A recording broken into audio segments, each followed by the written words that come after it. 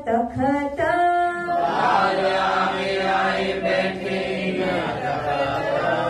देखो जोर ए माया को दिखावे धनी धाम हल्किया को जिनगिनो या के रंग में बहो न इस ठाम या के रंग में बहो न इस ठाम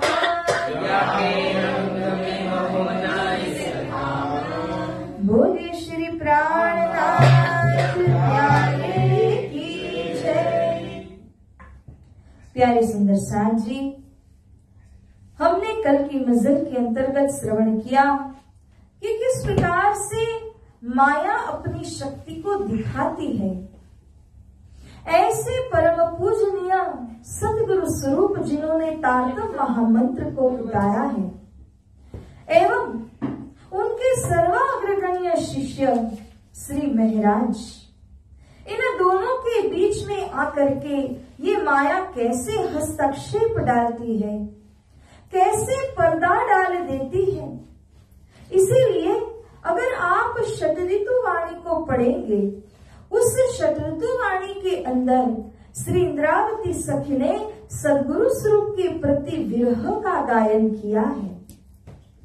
वे कहती है, एक पुरीमा आपन बैठा मुने विधि व देश। हे सद्गुरु, सबसे दुख की बात क्या है? अरब देश को गए थे ना, तब तो नजर की जुदागी ही थी, दिल तो मिले हुए थे, पत्र का व्यवहार तो चलता था, लेकिन जब एक ही नवतनपुरी में आप भी बैठे हैं, मैं भी बैठी थी, केवल 10 ही मिनट की दूरी पर हम दोनों थे, लेकिन आपने उन 10 मिनट की दूरी को भी नहीं मिटाया और मुझे विदेश यानी कि विदेश यात्रा जैसा अनुभव कराया। अरब देश जाना विदेश यात्रा नहीं लगी, लेकिन वहीं के वही नौतनपुरी में होने के बाद 10 मिनट की दूरी पर होने पर जब बोलचाल बंद रही, वो ही मेरे लिए विदेश के रूप में हुआ। तेह तणो जे बातो मारा वाला ते तमने आवी कहे स। अब इंद्रावती सखी सतऋतु ग्रंथ के अंदर में कहती है कि जब श्री परम धाम के अंदर हम सभी आत्माएं जागृत होकर अपना अपना अनुभव बताएंगी, उस समय मेरा ये अनुभव जो सबसे बड़ा मेरा विरह इस जागरण के ब्रह्मांड के अंदर का, वो मैं आपके समक्ष प्रस्तुत करूंगी। क्योंकि हे सद्गुरु, ये वियोग असहनीय वियोग था। इस प्रकार से अपनी विरह वेदना को श्री इंद्रावती सखी सतगुरु के श्री चरणों में रखती है। अब सुंदर साथ जी, कल्लार जी के राज्य में जब श्री महराज मंत्री पद का निवेदन चढ़ा करके वहां पर अपना कार्य कर रहे थे, लेकिन स्वाभाविक सी बात है कि जब तक धनी श्री देवचंद्र जी का दिल उनके साथ में एकाकार नहीं होता, तब तक श्री महराज का मन भी तो काम में नहीं लगेगा।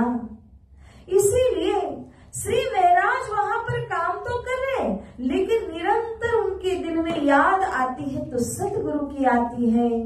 कब मैं जाऊं, कब मैं मिलूं, इस प्रकार की भावनाएं उनके दिल में आती है।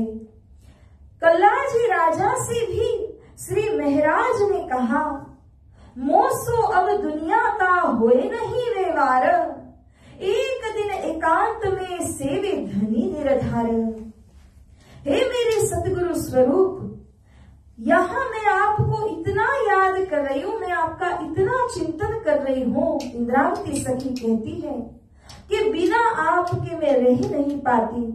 और इसी बात को श्री महराज ने कल्लार जी राजा से कहा और कहते हैं, हे राजा, जो व्यवहार के अंदर मैं इस वक्त हूँ वो भी मुझसे हो नहीं पा रहा, मैं किसी तरह से कर रहा हूँ।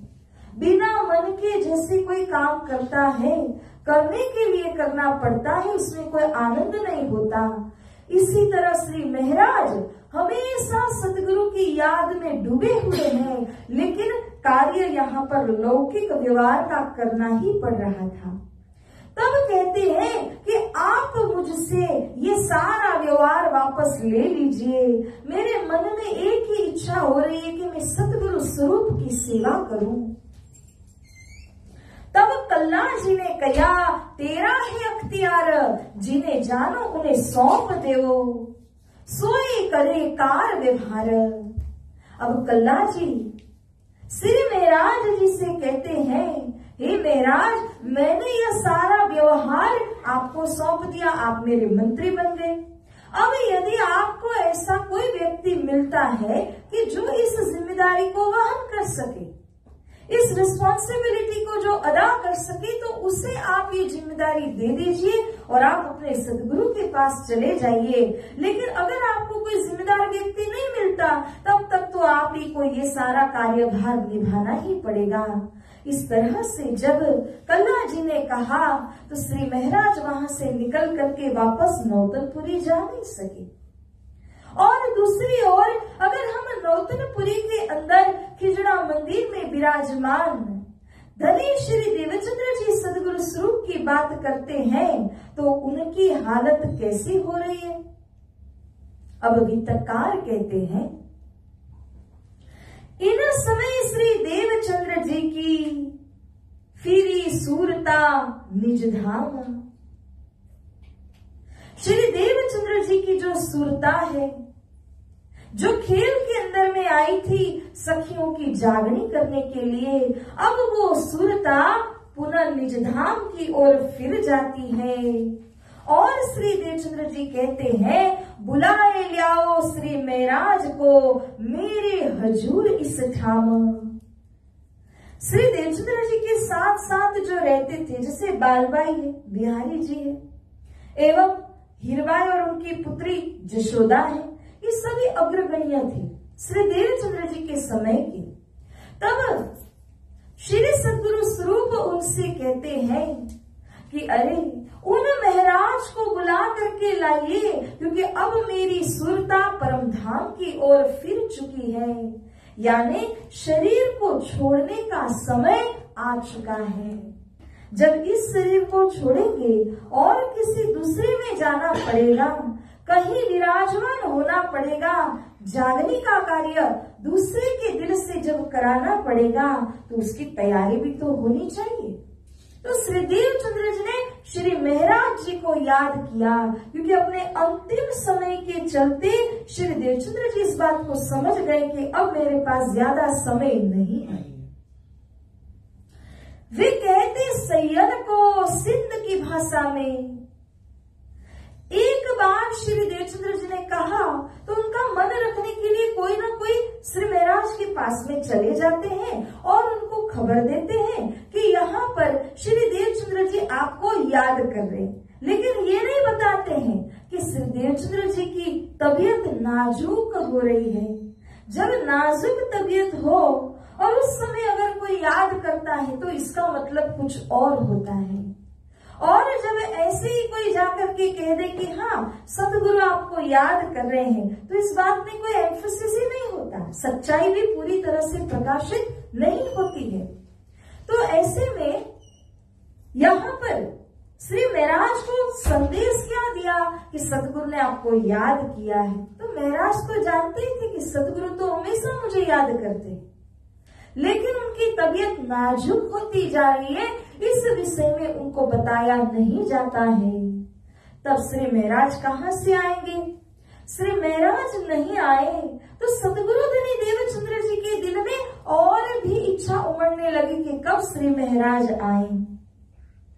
इसीलिए अपने पास में जो थे उनको श्री सतगुरु स्वरूप ऐसा कहते हैं कि उन महराज को बुला लाइए जो सिंधी भाषा के अंदर मेरा गुणगान करके सुंदर सार को समझाते थे। कल हम लोगों ने सुना कि कितने करोड़ों असंख्य जुबानों के द्वारा श्री सतगुरु साहेब के एक गुण का गान आप करने जाइए, फिर भी उम्र भर उनके गुणगान करते रहो, अनंत जुबानों से करो, लेकिन कभी भी उनके एक गुण का ऋण चुका नहीं सकोगे।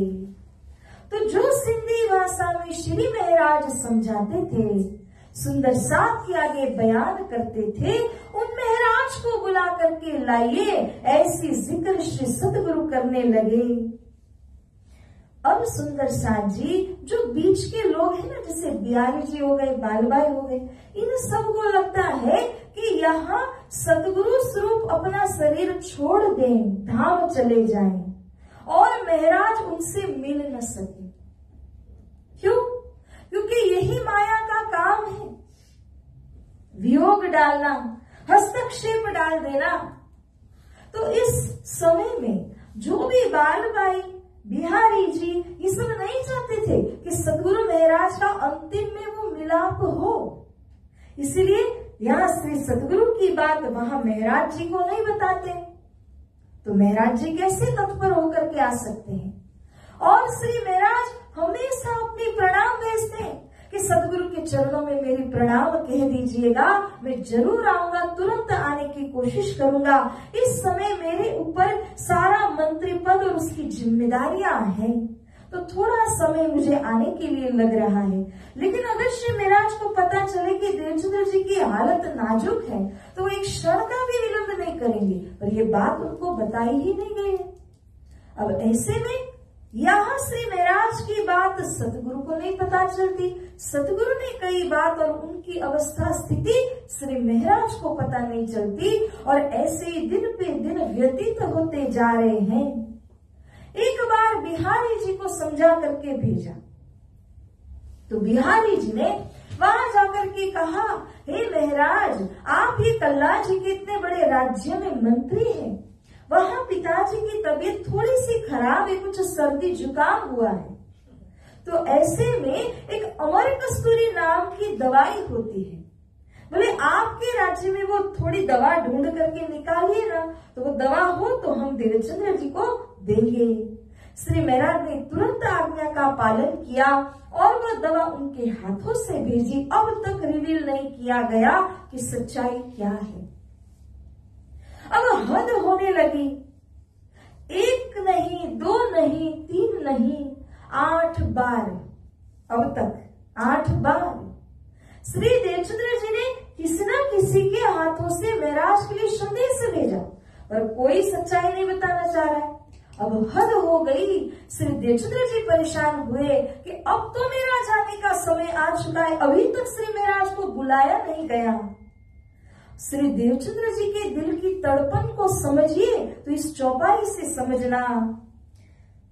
तब श्री देवचंद्र जी कहिया, तुम बुलाए लियाओ इना, मैं धाम दरवाजे बैठ न सको, ठाड़ी इंद्रावती करे रुदन। बोलिए श्री प्राणनाथ प्यारे की, श्री सतगुरु महाराज की जय। बहुत समझने की बात, बहुत गंभीरता और गहराई की बात श्री सतगुरु कह रहे हैं। कहा बिहारी जी को, अपने पुत्र है तो डांट लगाते हुए कहा, अरे उन महाराज को क्यों नहीं बुलाते, क्योंकि वो जब तक नहीं आ जाएंगे तब तक मेरे लिए धाम का दरवाजा बंद रहेगा। वो बंद इसीलिए है क्योंकि मैं धाम दरवाजे बैठ न सकूं, मैं अंदर धाम दरवाजे में प्रवेश ही नहीं कर पाऊंगा। क्यों? ठाड़ी इंद्रावती करे रुदन, ठाड़ी मतलब खड़ी है, इंद्रावती धाम दरवाजे पर खड़ी होकर के रो रही है। अब तक मेरा इंसाफ नहीं हुआ। इंद्रावती सखी के दिल में खेद है, वो तड़प रही है, विलख रही है, रो रही है। तो ऐसी रोती हुई इंद्रावती सखी जिस धाम दरवाजे में खड़ी हो, उस धाम के अंदर मेरा प्रवेश होना नामुमकिन है। जब तक आप यहाँ श्री महाराज को नहीं लेकर के आओगे, जब तक मैं उनको दिलासा नहीं दूंगा, सांत्वना नहीं दूंगा, तब तक मेरे लिए धाम दरवाजा बंद ही रहेगा। सुंदर साथ जी समझिए, कौन से धाम दरवाजे की बात कर रहे हैं? फिर से सोच लो। महाराज जी ना श्री इंद्रावती सखी का दिल रूपी धाम है। उस दिल में बैठना है। अब जिसके दिल में बैठना है और वो ही तड़प रहा है, वो ही दुखी है, तो उसे समझाए या सांत्वना दिए बिना कैसे उसके दिल में विराजमान हो सकेंगे। श्री देवचंद्र जी कहते हैं कि जिनके हृदय में मुझको बैठना है वो ही रुदन कर रहे, तड़पन में है, तो वहां पे मैं विराजमान नहीं हो पाऊंगा। वो धाम दरवाजा मेरे लिए बंद है, तो मैं कहाँ जाऊं। और जब तक मैं यहाँ से नहीं निकल जाता तब तक इस शरीर के अंदर वही पीड़ा, वही दुख दर्द, वही बीमार इत्यादि सब कुछ मुझे सहन करना ही पड़ेगा। इसीलिए कहा कि जैसे भी हो श्री महाराज को तुरंत बुला करके लाइए, तुरंत मेरे सामने उनको उपस्थित करा दीजिए। और ये डांट लगाते हुए उनको कहा। जब डांट करके कहा तो बिहारी जी तो क्या समझ पाते धाम दरवाजा क्या है, इंद्रावती कौन और रुदन करना क्या है, क्योंकि उनका तो परमधाम से वो कनेक्शन ही नहीं है। इसलिए वो तो नहीं समझ पाए।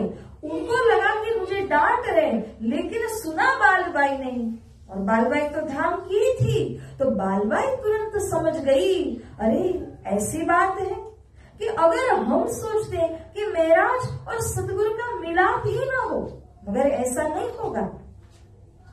जब तक दोनों का मिलाप नहीं होता तब तक सतगुरु उनके दिल में नहीं बैठेंगे और सतगुरु ये तन को छोड़ ही नहीं पाएंगे। और जितना समय इस तन के अंदर वो पीड़ा भुगतेंगे, उस सबका दोष मेरे सिर पर आएगा। बालबाई समझ गई और इसी नाते तुरंत वो यहाँ से दौड़ करके जाती है। यह वचन सुन के चौंक गई। बालबाई पहुंची धाय, महाराज तुम्हें क्या हुआ, एक ते बुलावन आए। अब करंट लगता है ना, उस वेग से, उस गति से बालबाई तुरंत समझती है, तुरंत दौड़ करके निकल जाती है और सीधा कल्ला जी के राज्य में श्री महाराज के पास में जा पहुंची। वहां जाकर के कहा कि हे महाराज एते बुलावन आए, इतना हमने आपको याद किया, इतनी बार हमने आपको बुलाया, लेकिन अब तक फिर भी तुम नहीं आई। अरे श्री देवचंद्र जी की स्थिति बिगड़ती जा रही है दिन प्रतिदिन, वो आपको याद करते हुए बिलख रहे और तुम अभी भी नहीं आते हो, कैसे हो महाराज तुम। जब ये बात कही और बोलती है श्री देवचंद्र जी तुमको याद करे फेर फेरा, मैं धाम जाए न सको रहिया इन खातर, बोली श्री प्राणनाथ प्यारे की जय। बालबाई ने आकर के महाराज जी से कहा, वो तुम्हें बार बार याद कर रहे हैं और बोलते हैं कि जब तक महाराज नहीं आएंगे मैं धाम दरवाजे में प्रवेश नहीं कर पाऊंगा। तो इतनी देरी क्यों कर रहे हो महाराज, इतना उनको क्यों आप तड़पा रहे हो।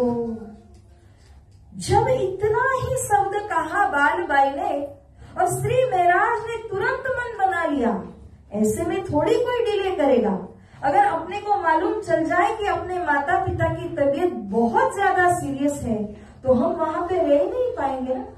तुरंत जो भी है वो सब छोड़ छाड़ करके निकल जाएंगे और श्री महाराज भी तुरंत यहाँ से निकल जाते हैं। जितना भी उनके पास में काम था वो सब कल्ला जी को वापस सौंप दिया और कहा कि मेरे सतगुरु स्वरूप ने मुझे याद किया और उनकी हालत इतनी शिकिस्त अवस्था में पहुंच चुकी है, मैं यहाँ अब पलमात्र के लिए ठहरूंगा नहीं। ऐसा कह करके श्री महाराज तुरंत यहाँ से निकलने को तैयार हुए। बालबाई से कहते हैं, आज तक किसी ने मुझको ये खबर सुनाई ही नहीं, अगर सुना देते ना तो मैं कभी इतना विलंब नहीं करता। अब दोनों निकल चले। जब पहुंचते हैं कल्ला जी के राज्य से नौतनपुरी में, श्री देवचंद्र जी एक खाट के ऊपर में लंबे होकर के, शरीर में शक्ति नहीं है, तड़प रहे हैं, सोए हुए हैं। आज का दिन नौतनपुरी धाम के अंदर जन्माष्टमी का दिन है, श्री कृष्ण जन्माष्टमी। और उस दिन पर क्योंकि मेला पर्व होता है तो सभी सुंदर साथ आते हैं मंदिर माथा टेकने के लिए। एक के बाद एक सुंदर साथ आ रहे हैं, सतगुरु के चरण लगते हैं। जो भी आता है एक उम्मीद जागती है, महाराज आए होंगे। श्री देवचंद्र जी पूछते हैं, कौन आया? श्री महाराज आए हैं। नहीं, मैं तो फलाना। फिर कोई आया, फिर उसने कहा, कौन आया? श्री महाराज है। नहीं, मैं तो वो हूं।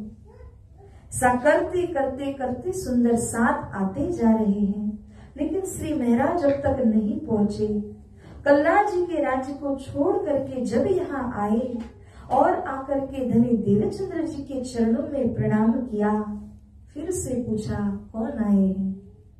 जब पूछते हैं तब कहा, मैं श्री महाराज। और जैसे ही ये शब्द सतगुरु के कानों में पड़े, सोए हुए थे, उत्साह से बैठ गए। श्री महाराज को जी भर के देखा और श्री सतगुरु कहते हैं, अब तो भला भया तुम आए जो इत, मोकोति सुख उपज्या, अब मैं हुक्म करत। महाराज बहुत अच्छा किया, आप आ ही गए, मैंने बहुत बुलाया आपको। ये माया के साथ श्री महाराज का पहला युद्ध है। आप लोग वाणी पढ़ते हैं 17 चौपाइयां, उसमें क्या आता है? मैं 3 युद्ध कीदा पछे गत मत मारी गई। 3 बार माया से संग्राम यानी युद्ध हुआ श्री महाराज का। चौथी बार में तो माया ने काया पलट कर दिया। तो 4 युद्ध हुए, उसमें से पहला ये है जब माया ने आकर के सदगुरु और महाराज जैसे के बीच में विक्षेप डाला। हम लोग कहते हैं ना, मेरे जीवन में इतने दुख हैं, इतने कष्ट, इतने विघ्न हैं, लेकिन जब ऐसे स्वरूप जब संसार में आए सतगुरु जैसे, श्री महाराज जैसे, जब उनके जीवन में इतने दुख कष्ट हैं, इतनी माया विघ्न डाल रही है, फिर हम कौन से हिसाब में हैं? तभी कहा जाता है कि जब हम लोग खुले पैर चलते हैं तो हमें लगता है कि मेरे पैरों में तो चप्पल ही नहीं है, वो भी दुख लगता है कि मेरे पास चप्पल तक नहीं। लेकिन जब आप ऐसे व्यक्ति को देखते हैं जिसके पैर ही नहीं है, तब समझ में आता है कि मेरे पास तो सिर्फ चप्पल नहीं है, उसके पास तो पैर ही नहीं है। तो दुख जो हम महसूस करते हैं और हमें लगता है मेरे ही साथ ऐसा क्यों होता है, मैंने तो ऐसा किसी का कुछ बुरा भी नहीं किया है, फिर भी ऊपर वाले मेरी ही कसौटी क्यों लेते हैं, मैं मिलता हूं या मैं ही मिलती हूँ, ऐसी भावनाएं उस समय में आ जाती है। परंतु साथ जी यहाँ माया का ये जो इलाका कहे, एरिना कहे, जगह कहे, उसमें जो भी पैर रखता है कभी ना कभी कहीं ना कहीं उसकी परीक्षाएं होती ही रहती है। और ये माया का गुण ही इस तरह का सताने का गुण है। इसी कारण से सतगुरु और श्री महाराज जैसे के बीच में माया ने ऐसा पर्दा डाल दिया। सोचो कि जो गुरु शिष्य इतने समय तक इतने निकट रहे, महाराज ने इतनी भक्ति करके तपस्या करके परात्मा को तक देख लिया और सतगुरु से वियोग ऐसा हुआ कि 9 साल हो गए, 9 साल के बाद ये मिलाप हुआ है, तो कैसी हालत हुई होगी। अब देवचंद्र जी ने कहा कि मोह को अति सुख उपजा, महाराज आपके वापस आ जाने से मुझे बहुत आनंद हो रहा है, मैं आत्मानंद का अनुभव कर रहा हूं। जिससे आप तहे दिल से प्रेम कर रहे हो। बहुत समय से उसके साथ में वियोग हुआ, हर पल आपने इंतजार किया वो कब आएंगे, और जब वो क्षण आ जाए और उस क्षण में जब मिलाप हो जाए तो वो क्षण कैसा होता है, उसमें क्या आनंद होता है, क्या इसे हम शब्द में बांध सकेंगे? श्री देवचंद्र जी कहते हैं कि मेरे अंदर जो आनंद की अनुभूति हो रही है उसे मैं बता नहीं सकता हूँ, लेकिन महाराज अब आप एक बात सुन लीजिए कि अब मेरे चरण शरण में आप आ गए हो, मैं आपके ऊपर हुक्म करता हूँ। गुरु है, उनका अधिकार है, और वो अपने शिष्य श्री महाराज जी के ऊपर में हुक्म करते हैं। श्री देवचंद्र जी ने कहा, हे महाराज, माया में आप पड़े थे, मंत्री पद को लिया था, अब वापस तो नहीं जाओगे। अब आपको मेरे पश्चात धर्म की जिम्मेदारी लेनी है, वहन करनी है। जिस तरह मैंने सुंदर साथ को जगाया, अब आपको इस ज्ञान का प्रचार प्रसार करते हुए सबको जगाना है। श्री महाराज कहते हैं, गुरु आज्ञा गरीयसी, मैं आपके चरणों में हूँ, जो आज्ञा आप दोगे मैं वही करूंगा। ये पहला एक वचन सतगुरु को महाराज ने दे दिया, याद रखना, क्योंकि बाद के टॉपिक से थोड़ा कनेक्शन समझने के लिए इसे अभी रजिस्टर करके याद रखना है। अब श्री सतगुरु स्वरूप महाराज को देख करके उत्साह में आ गए। इतने दिनों से भोजन तो ले नहीं पा रहे थे, आज भी नहीं ले पा रहे हैं, लेकिन आज सतगुरु स्वरूप ने तुरंत वहां पर आज्ञा दिया और कहा, मुझे भूख लग रही है, मुझे खाने का मन कर रहा है, मुझे थाल ला करके दीजिए। तो वहां पर श्री सतगुरु स्वरूप के सामने भोजन का थाल लाया गया। सतगुरु ने आरोगा, लेकिन आधा ही आरोगा। क्यों? क्योंकि जब गुरु अपना अर्ध थाल आरोग कर प्रसाद अपने शिष्य को देते हैं तो उसे कहा जाता है गुरु रुशिष्ट भोजनम। गुरु का उच्चिष्ट भोजन प्रसाद, जूठन, वो कोई मामूली निशानी नहीं। गुरु का दिया हुआ प्रसाद, वो भी अर्ध थाल आरोगना और अर्ध आपको देना और कहना कि आप आरोग्य, इसका मतलब अपनी जिम्मेदारी आपको दे रहे हैं कि मेरे पश्चात आपको मेरी जगह बैठना है। श्री महाराज को सदगुरु स्वरूप ने सबके देखते देखते अपना भोजन प्रसाद का अर्ध थाल प्रसाद दे दिया था। श्री महाराज वो तो देखने लगे कि गुरुपुत्र भी है, और हमारी भारतीय संस्कृति के अंदर में अपने गुरु के बाद उनके जो गुरुपुत्र, गुरु के ही पुत्र बिहारी जी, वो बिहारी जी का एक अपना अलग स्थान है क्योंकि वो गुरुपुत्र है। श्री महाराज ने बिहारी जी को भी बुलाया, बिहारी जी आप भी आइए, आप भी मेरे साथ में बैठिए, हम दोनों आरोगते हैं। बिहारी जी आने को तैयारी नहीं, क्योंकि पहले जो हो चुका है, जितने मनमुटाव हैं, उनको अलग करने की पूरी जो स्ट्रेटेजी बनाई वो भी उन्हीं की थी। इसीलिए बिहारी जी आने को तैयार नहीं, और वो रहे कायस्थ ब्राह्मण, महाराज तो क्षत्रिय मानते हैं। इसीलिए अब उन दिनों में तो ये जाति इत्यादि कितने मायने रखते थे। तो बिहारी जी ने सोचा, एक थाल में बैठ करके मैं भोजन ग्रहण करूंगा तो मेरा ब्राह्मणत्व तो चला जाएगा, क्योंकि क्षत्रिय के साथ में बैठने का मेरा धर्म नहीं है। वो बैठना नहीं चाहते थे, लेकिन महाराज जी सदगुरु से इशारे में कहते हैं कि देखिए ना सदगुरु, मैं गुरुपुत्र जी को बुला रहा हूँ मगर वो आ नहीं रहे, आप आज्ञा दीजिए ना उनको कि वो आके बैठे। तब सतगुरु ने कहा तो बिहारी जी को मानना ही पड़ा, आके बैठे और थाल को आरोगने के लिए अब दोनों बैठे तो हैं, एक थाल में दो हिस्से बना लिए, ये आपका और ये मेरा।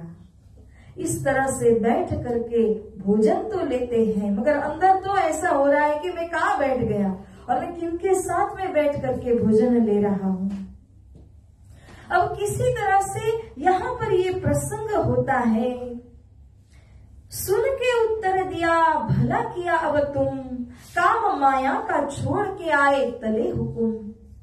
अब पुनः यहाँ आज के दिन जन्माष्टमी का दिन, फिर उसके बाद में श्री देवचंद्र जी और कुछ दिनों तक रहे अपने शरीर में। और फिर जो जो बातें श्री महाराज के अंदर थी इतने सालों से, सोचो यहाँ से प्रणाम करके अरब गए ना, तब बात हुई थी, तब से बात ही नहीं हुई।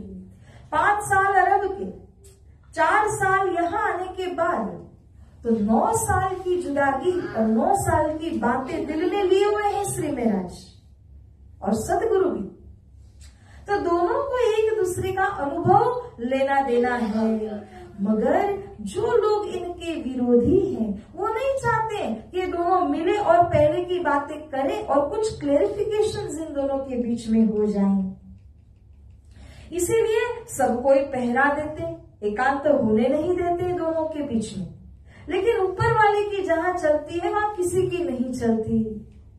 जब श्री महाराज और देवचंद्र जी को एकांत मिलता है, श्री महाराज कहते हैं, हे मेरे सदगुरु स्वरूप, इन 9 सालों के दौरान जो मेरे दिल पर बीती है ना, मैं आपको कैसे बताऊं। और आपने भी न्याय नहीं किया, आपने भी एक पक्ष की बात को सुन करके मुझसे मुंह फिरा लिया, मेरी प्रणाम तक आपने स्वीकार नहीं की। हे सदगुरु, इस माया के बीच में मेरे ऊपर क्या बीती आप ये जानते हो क्या? तब सदगुरु कहते हैं, हे महाराज जवाब सुनना। सदगुरु कहते हैं, हे महाराज, धाम में क्या मांगा था आपने?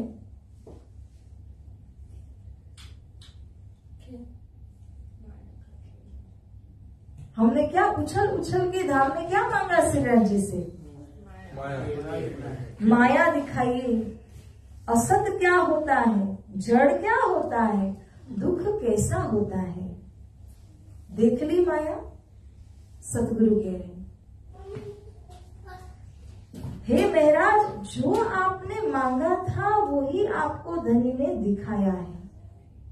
और कहते हैं ना कि हमने जितनी तीव्रता और जितनी उत्सुकता से उछल उछल करके वहां मांगा था, उसी तरह यहाँ हमको दिखाया जा रहा है। इसीलिए सब अलग अलग प्रकार से खेल को देख रहे हैं, ये भी हकीकत है।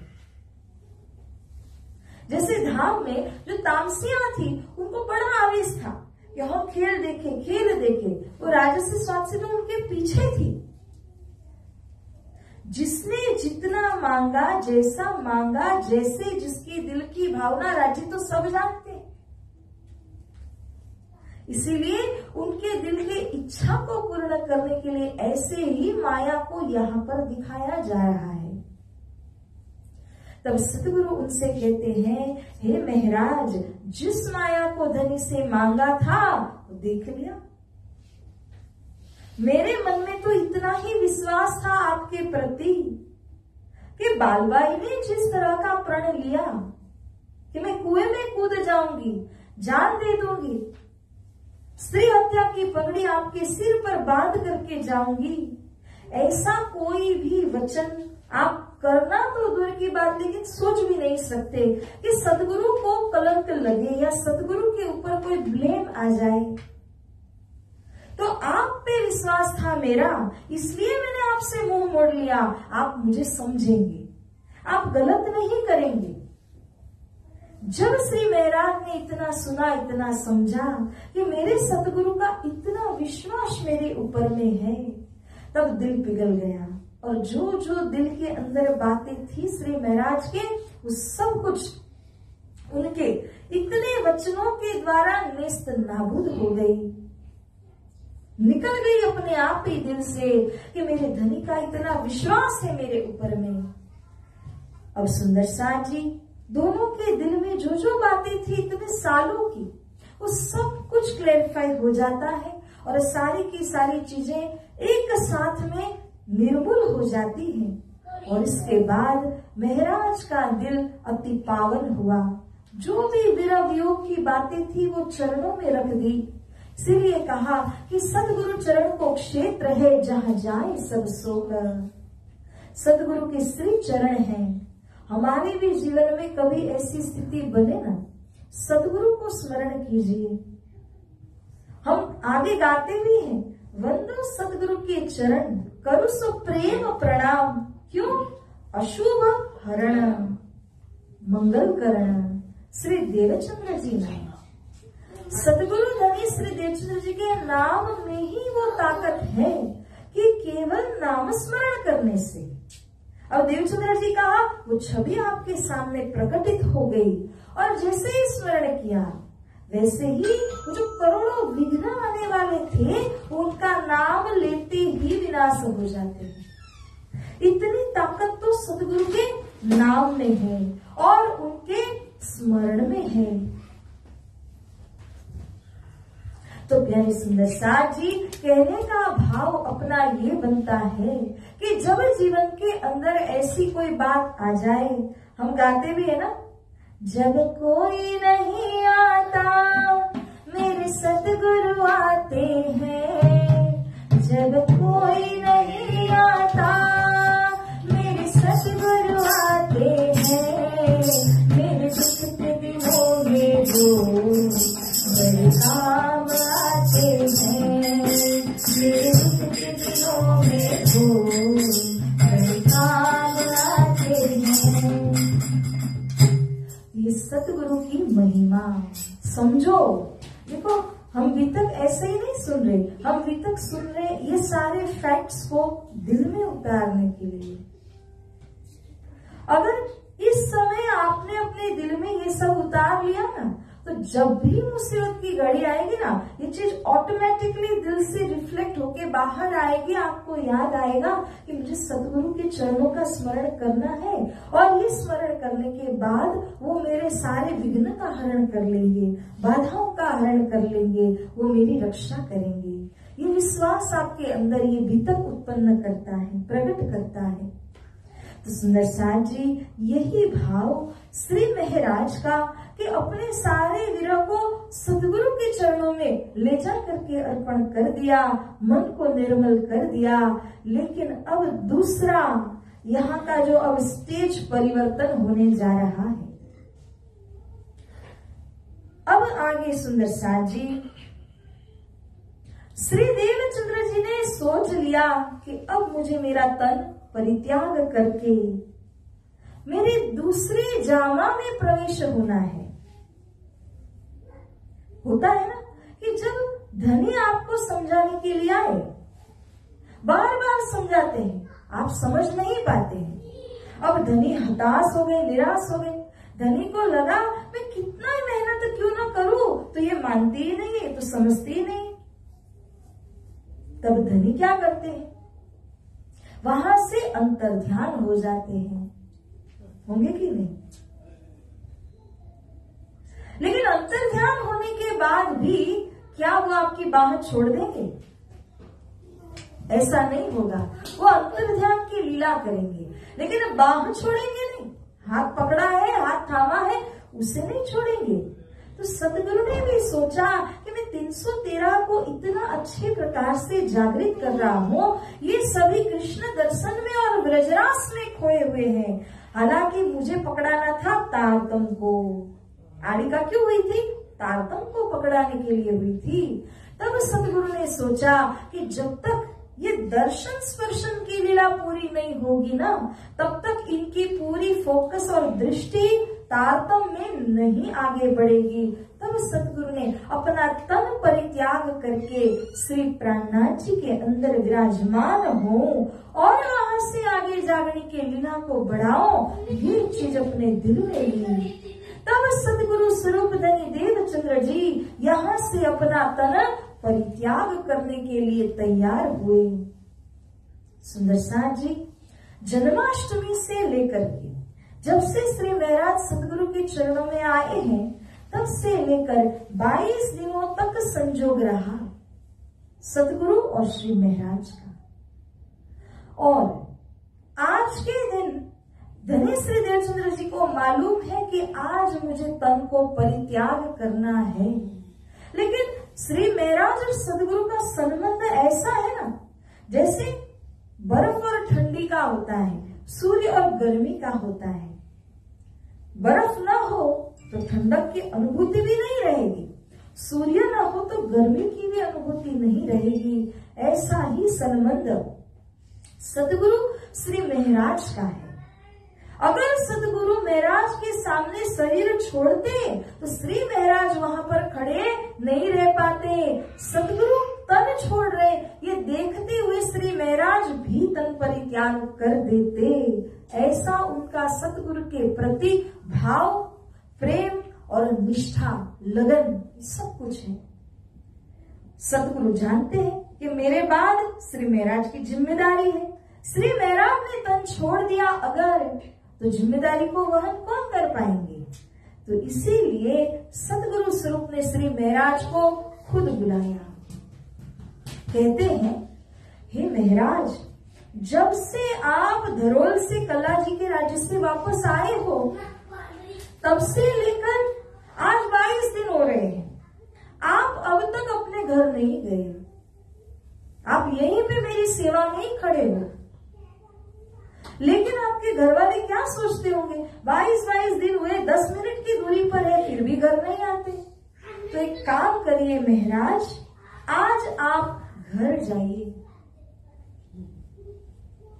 मन में लगा महाराज जी को कि आज तो धनी देवचंद्र जी की तबीयत मुझे उतरती हुई नजर आ रही है, और भी खराब हुई है, ऐसे लग रहा है। मैं कैसे घर जाऊं? मेरे जाने के बाद अगर कुछ हो गया तो क्या करूं? सदगुरु समझाते हैं, हे महाराज, परसों से कल से आज मेरी तबीयत सुधर रही है, इसलिए आप चिंता न करें, चले जाइए और कल सुबह जल्दी से वापस आ जाना, ठीक है। ऐसा बोल करके सदगुरु ने उनको जाने की आज्ञा दे दी। श्री महाराज ने देखा था, ऑब्जर्व किया था, परसों से कल से आज उनकी तबीयत उतरती आई है। लेकिन जहां गुरु आज्ञा देते हैं ना, उसके बाद वहां खड़ा होना भी मुश्किल है, वो गुनाह हो जाता है। तो गुरु जी ने आज्ञा दी, अब तो जाना ही पड़ेगा। दिल भले नहीं माना, पर महाराज को जाना पड़ा। जा करके मेड़ी धाम में पहुंचे ही थे, थोड़ी देर विश्राम करने ही लगे थे, और यहाँ पर दूसरी ओर धनी श्री देवचंद्र जी ने तन को छोड़ दिया। मध्य रात पीछे की धो परियान,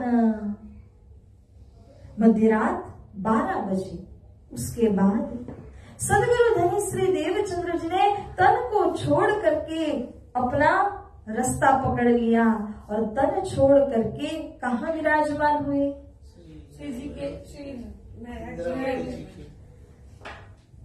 इन समय यहाँ दिन 22 लो रहे साथ मिले, फिर नजर करी धाम को साथ छोड़े इन समय।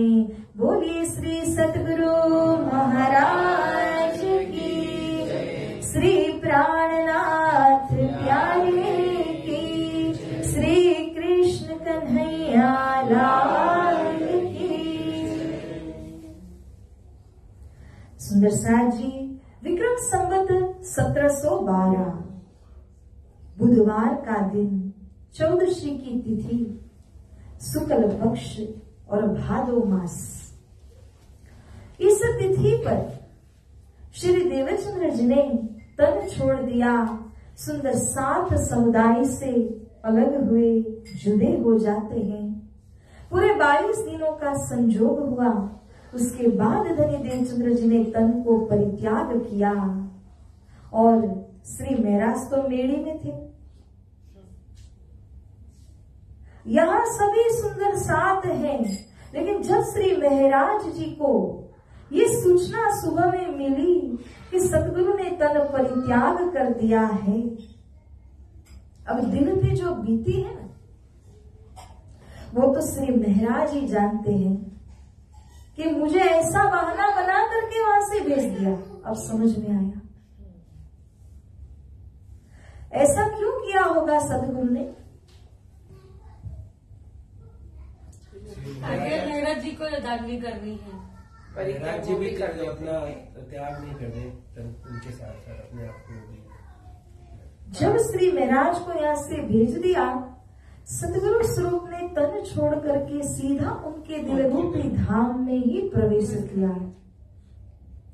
और जब सदगुरु बैठे तो वो दिल अब कठोर हो गया, मजबूत हुआ। अब दूसरे दिन पता तो चलता है कि श्री सदगुरु ने तन छोड़ दिया, और ये तो अपेक्षित ही था। लेकिन अब श्री महाराज वियोग की हालत में तन छोड़ नहीं सके, अंदर वो बैठ गए। इसीलिए इतना दुख हुआ, इतना विरह हुआ। उसी समय में श्री महाराज कहते हैं, अपने दिल से आह्वान करते हैं। हम जो सुबह में आह्वान करते हैं ना, आवो जीवाला मारे घेर, आवो जीवाला, आवो जीवाला मारे घेर, आवो जीवाला, एक लड़ी पर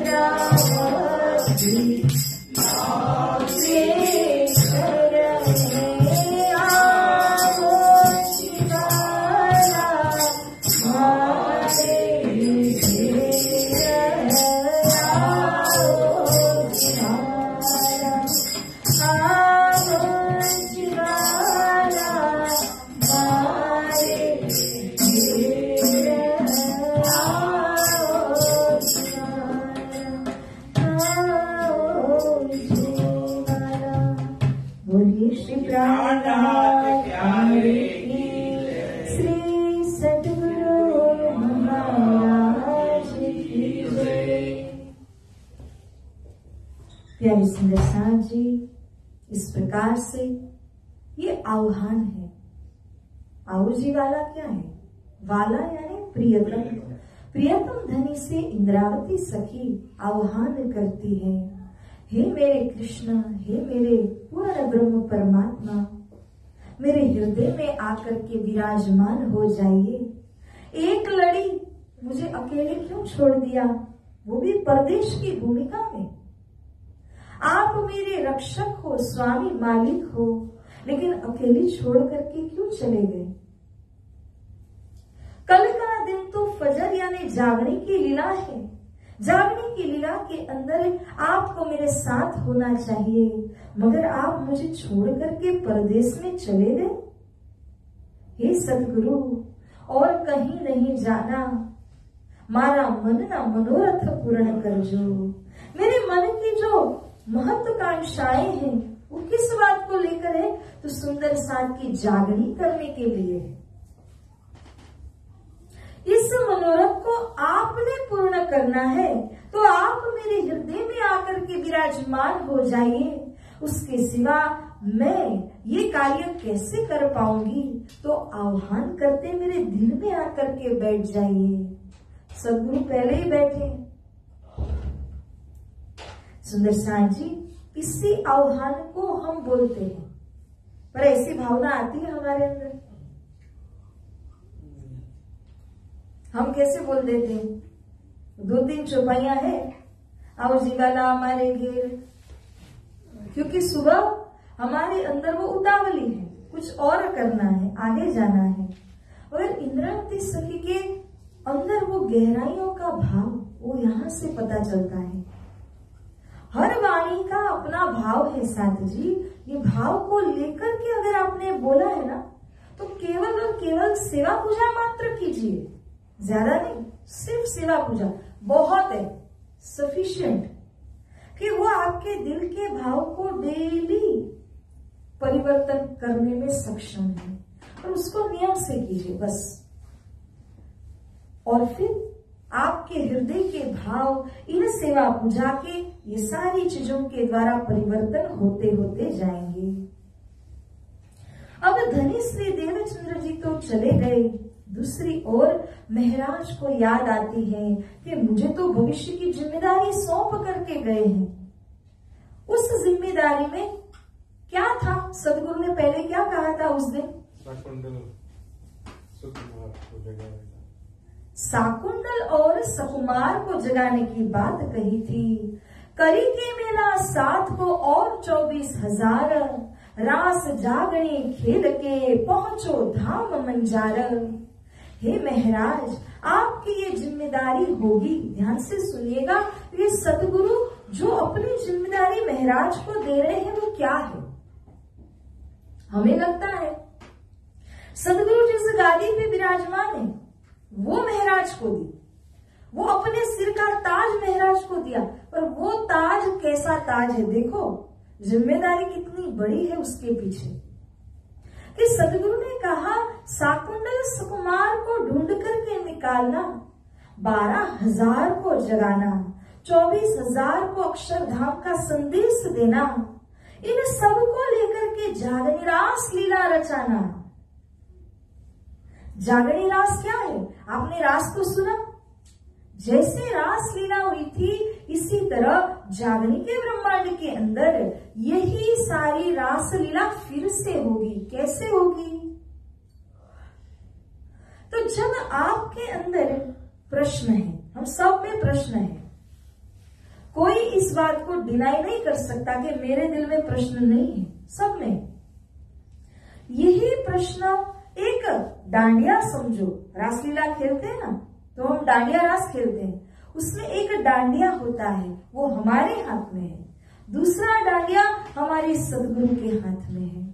हमारा प्रश्न उनका उत्तर, हमारा प्रश्न उनका उत्तर, ये है जागरण रास की लीला, जहां प्रश्न जवाब चलता रहता है और उस प्रश्न जवाब के द्वारा अंतिम में जाकर के दिल जो है वो पावन बन जाता है। अगर आपने प्रश्न नहीं रखे सदगुरु के आगे तो वो अंदर के अंदर रह ही जाएंगे ना। तो निशंक आप नहीं होगे जब तक आप बेशक निशंक नहीं बन जाते, तो आत्मा में आनंद भी नहीं होगा, गहराइयों की अनुभूति भी नहीं होगी। इसीलिए जागनी रास की लीला, इसका केंद्र बिंदु कहा गया है पन्ना धाम को,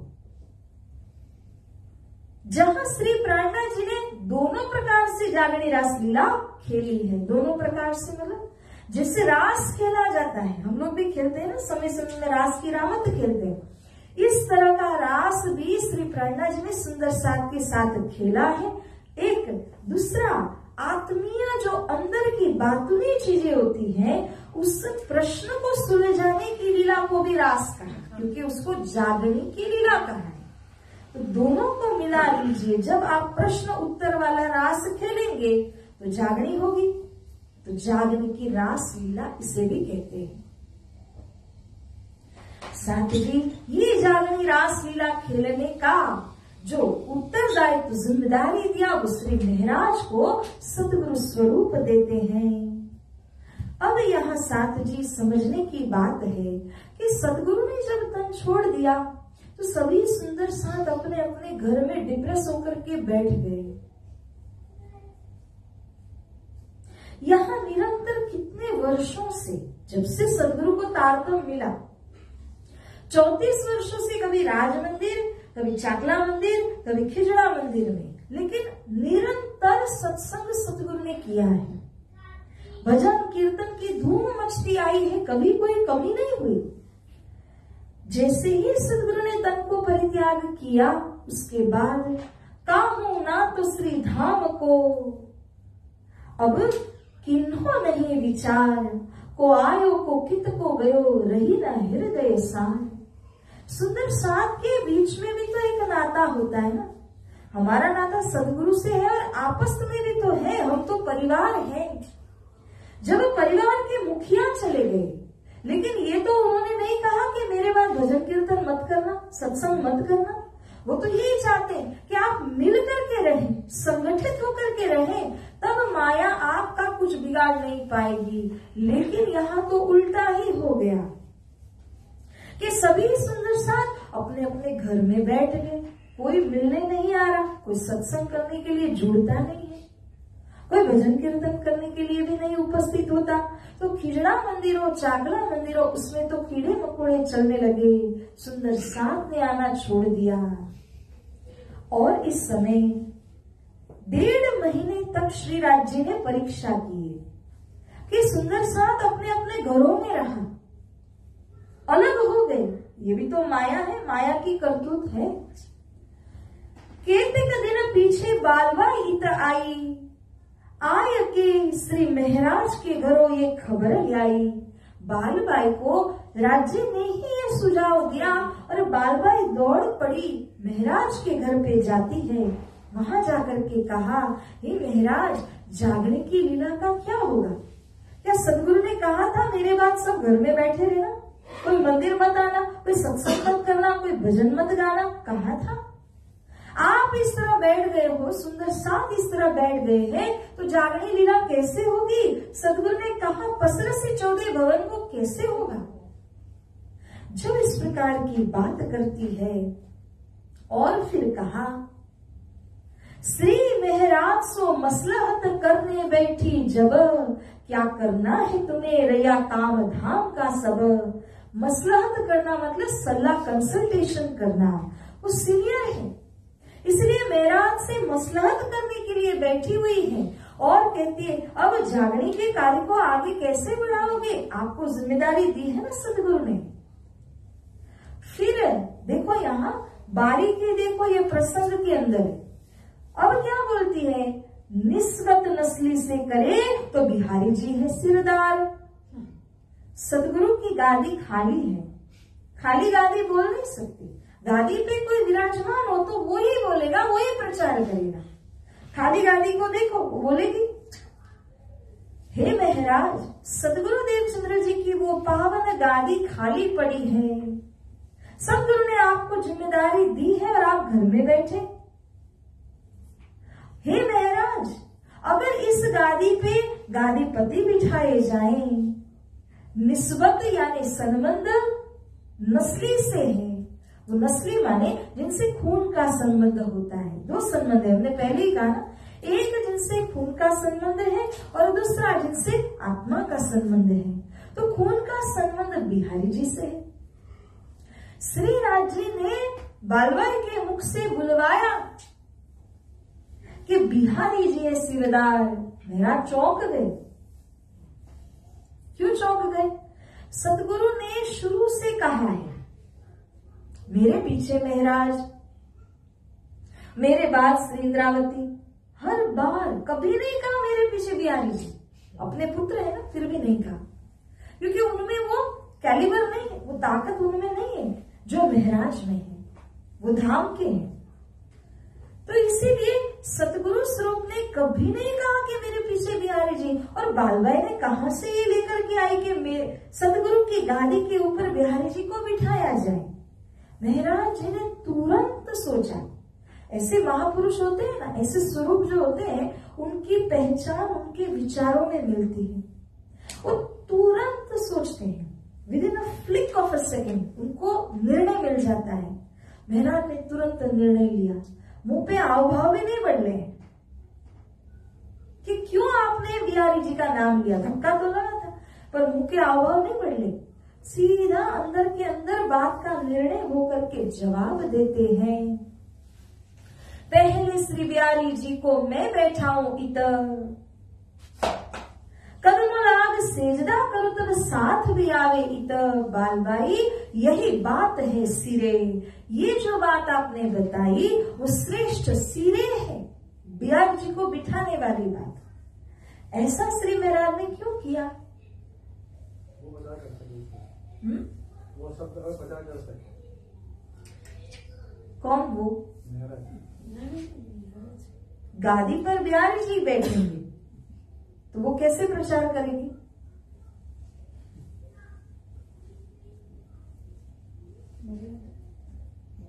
मर्यादा रहेगी। आपने बोला वैसे ही जो घर का देवचंद्र जी महाराज के पुत्र है, नस्ली तो पुत्र। गादी के तो वही वारस, मतलब उन्हें ही दी जा सकती है, ऐसा सोच के उन्होंने अंदर से, श्री सदगुरु जी महाराज ने भी उनको अंदर से एक अंदर तो विचार आया होगा ना। सदगुरु स्वरूप को अगर ऐसा विचार होता तो वो सालों साल पहले ही कह देते कि मेरे बाद में बिहारी जी को मैं स्थान दूंगा, परंतु नहीं दिया। वो नहीं क्यों दिया? क्योंकि जागनी की गादी को महाराज को देते हैं। अब श्री महाराज ने क्या सोचा, अगर इतने छोटे समाज में दो टुकड़े हो जाएं, बालबाई के मन में आ गया था बिहारी जी को बिठाना। अब बालबाई के पीछे चलने वाले, बिहारी जी के पीछे चलने वाले अगर सोचे कि उनको बिठाया जाए, तब तो क्या हुआ, समाज में फूट हो जाएगी, कुछ महाराज के पीछे और कुछ बिहारी जी के पीछे। लेकिन अगर बिहारी जी को ही बिठाया जाए तो महाराज तो उनके पीछे होंगे, तब कोई फूट नहीं पड़ेगी समाज के अंदर। और दूसरा, सदगुरु ने जो भविष्य की आज्ञा दी ना, वो शाकुंतल सुकुमार को जगाने के लिए, और शाकुंतल सुकुमार नौतनपुरी में जामनगर में होती तो अब तक मिल नहीं जाती क्या? उनका नहीं मिलना यानी कि वो देश विदेश में कहीं फैली है, उसको ढूंढना पड़ेगा। इसीलिए महाराज मन ही मन में सोचते हैं, ये तो राज्य ने बुलवाया कि मुझे शाकुंतल सुकुमार को ढूंढने के लिए जाना बन जाएगा। अगर मैं एक जगह में बैठू गादीपति बन करके, तो उन दिनों के हिसाब से वहीं के सुंदर साथ को पहले हैंडल करना पड़ेगा, उसी मंदिर का संचालन करना पड़ेगा। लेकिन उस समय महाराज सोचते हैं कि अगर बिहारी जी वो जिम्मेदारी संभालते हैं यहाँ के सुंदर साथ की, तो ही मैं बाहर जा पाऊं, तो ही मैं जागने का प्रचार आगे कर सकूंगा। ये विचार उनके मन में तुरंत बैठ जाता है और उन्होंने इस प्रस्ताव को स्वीकारते हुए कहा कि हम सभी बिहारी जी को बिठाएंगे। लेकिन बालबाई ने कहा, सदगुरु ने इतने सालों से केवल आपका नाम दिया है, तो अब सुंदर साथ कबूल भी नहीं कर पाएंगे कि बिहारी जी को क्यों बिठा दिया। ये भी एक मसला था। तब महाराज कहते हैं, आप चिंता न करें, बिहारी जी को मैं स्वयं गादी पे बिठा दूंगा। सुंदर साहब को मानना ही पड़ेगा, जब महाराज आगेवान होने के नाते बिहारी जी को बिठा रहे, तो फिर उनका विरोध कोई नहीं करेंगे। सबसे पहले उनको सजदा मैं बजाऊंगा, उनके चरण धो करके मैं पीऊंगा, तब तो सुंदर साहब को मानना ही पड़ेगा। और भी अगर कोई विरोध करता है तो मैं उनको समझा दूंगा। ये श्री महाराज जी ने कहा बालबाई से, और इस नाते से अब श्री महाराज तैयार हो गए कि हम बिहारी जी को गादी के ऊपर में बिठाएंगे। एक शुभ मुहूर्त निकालने में आया और फिर सभी सुंदर साथ को पत्र भेजा गया। सभी सुंदर साथ जहाँ कहीं पर भी हो, धन सतगुरु स्वरूप की गादी के ऊपर गुरुपुत्र बिहारी जी को विराजमान कराना है। इसका गादीभिषेक का जो कार्यक्रम होना है, इसमें आप सबकी उपस्थिति होनी चाहिए। और उपस्थिति के साथ साथ में एक चीज भी मंगवाते हैं कि हमारे नए गादीपति के नाम से दूध पाक बनाया जाएगा। तो सबको क्या लेके आना है? एक एक लोटा भर के घर से दूध लेकर के आना है। संवत 16 से 12 तरे में आसो महीने में साथ सबको खबर पहुंची श्री महराज से। भादों में सदगुरु चले, आसो महीने में यह कार्यक्रम आयोजित किया गया। सुंदर साथ सभी को श्री महराज चिट्ठी पत्री लिखते हैं और सबको न्योता दिया और उस समय सबको कहा एक एक लोटा दूध लेकर के आना। परंतु अब यहाँ क्या लीला होने लगी? ये सब एक दिली जमात है। बरत्यो हृदय एक के दिल में एक बात आ गई, वो सबके दिल में आ गई। बरत्यो हृदय एक के सबे दूध भरी जाई, मेरा लोटा एक जल वामे रहे समाई। बोलिए श्री प्राणनाथ प्यारे की जय। जैसे एक बड़ा सा बर्तन लिया गया, ये 313 है, उस सब ने एक एक लोटा भर के लाना है, तो एक बड़ा सा बर्तन वहां पे रखा, ढक दिया क्योंकि दूध है उसके अंदर। तो ढक करके सबको कहा गया तुम अपना अपना लोटा इसमें डालते हुए जाना। अब जो भी आता है, पहले मूल में एक के दिल में आ गया कि मुझे तो पानी भर के ले जाना है, क्योंकि सबके दिल में महराज का नाम है। अंदर सदगुरु ने कहा महराज का नाम, इसीलिए सबके मन में कि बिहारी जी को क्यों गादी पे बिठा रहे। अब कारण तो महराज जानते हैं, बाल भाई जानती है। तो एक के दिल में पानी भरने का आया, उसने जाकर के ये सोचा कि सब तो दूध ले आएंगे, तो एक लोटा पानी आ भी गया तो क्या फर्क पड़ने वाला है, पता थोड़ी चलेगा। ये सोच करके पानी डाल दिया, सबके दिल में वही आया कि सब कोई दूध ले आएंगे, मेरा एक ही लोटा जल उसमें जाएगा। लेकिन सबके दिल में ये आने पर पानी ही पानी हुआ। और जब बनाने के लिए तैयारी करने लगे कि दूध पाक बनाएंगे, तो पूरा पानी ही निकल आया, तो पानी पाक बनाना पड़ा। अब उसी से काम चलाते हैं, क्योंकि जब सुंदर सा का दिल ना हो ना, तो वो गादी के ऊपर शोभा नहीं होती। कार्य कारण से बिहारी जी को विराजमान तो कराया, सभी ने सेजदा किया, महराज आगे हुए, लेकिन सुंदर साहब के दिल में ये बात नहीं उतरती।